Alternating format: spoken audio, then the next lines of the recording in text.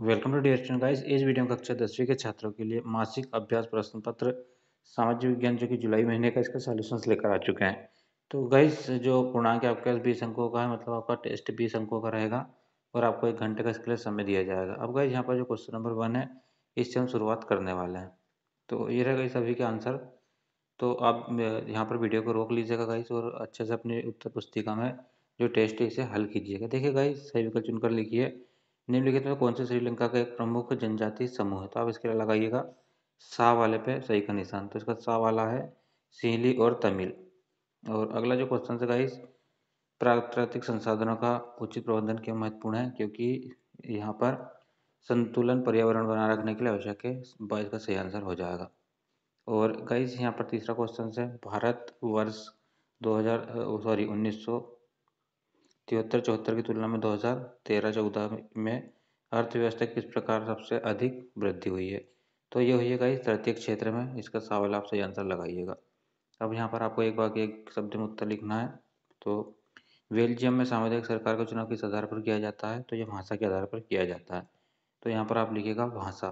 फिर है गाइस अगला जो क्वेश्चन है, प्रथम अंतर्राष्ट्रीय पृथ्वी सम्मेलन किस शहर में हुआ।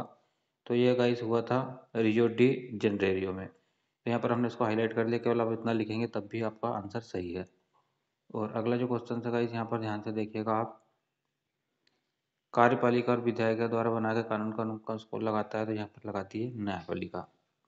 फिर मानव विकास सूचकांक क्या है। तो इसका सही आंसर ये रहा गाइस, एक सांख्यिकी उपकरण है जिसका उपयोग किसी देश की सामाजिक और आर्थिक आयामों में उनकी समग्र उपलब्धि को मापने के लिए किया जाता है। फिर अगला क्वेश्चन है गाइस यहाँ पर अगला है यहाँ पर पहाड़ी क्षेत्रों में मिट्टी कटाव को नियंत्रित करने के 2 उपाय लिखिए। तो पहला लिखिए अधिक से अधिक वृक्षारोपण को बढ़ाना और सीढ़ीदार कृषि प्रणाली का विकास करना। तो ये 2 लिख सकते हैं आप। अथवा वाले का आंसर हमने छोड़ दिया, अगर आप इसे लिखना चाहें तो लिख सकते हैं। और अगला जो क्वेश्चन है गाइस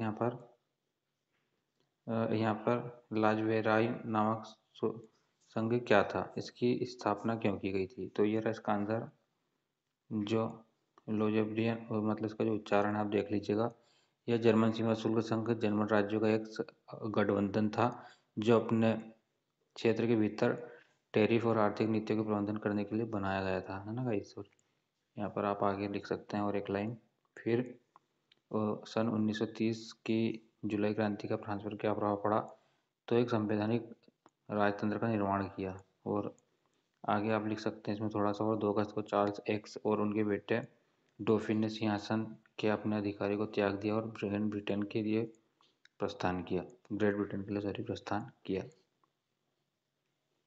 अगला क्वेश्चन है गाइस, संघीय शासन व्यवस्था की 3 विशेषता लिखी है। तो ये रही इसकी 3 विशेषता। संघीय शासन व्यवस्था में सर्वोच्च सत्ता केंद्र प्राधिकार और उसकी विभिन्न अनुसंघित इकाइयों में बांटी गई है। आमतौर पर संघीय व्यवस्था में 2 स्तर पर सरकारें होती है। इसमें एक सरकार पूरे देश के लिए होती है जिसके जिम्मे राष्ट्रीय महत्व के विषय होते हैं।